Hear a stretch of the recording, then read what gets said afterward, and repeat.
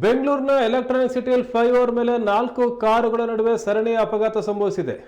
Electronic ಸಿಟಿಯಿಂದ silk ಬೋರ್ಡ್ಗೆ ಸಂಪರ್ಕಿಸುವ flyover ಮೇಲೆ ಅತಿ ವೇಗವಾಗಿ ತೆರಳುತ್ತಾ ಇದ್ದ ಕಾರು ಏಕಾಏಕಿ ಬ್ರೇಕ್ ಹಾಕಿದ ಹಿನ್ನೆಲೆಯಲ್ಲಿ ಒಂದಕ್ಕೊಂದು ಕಾರುಗಳು ಗುದ್ದಿಕೊಂಡಿವೆ.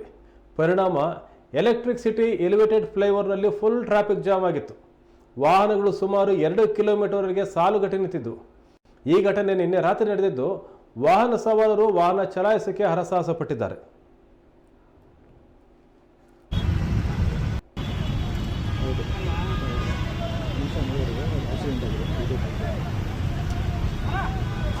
ಏನಾಗಿಲ್ಲಪ್ಪ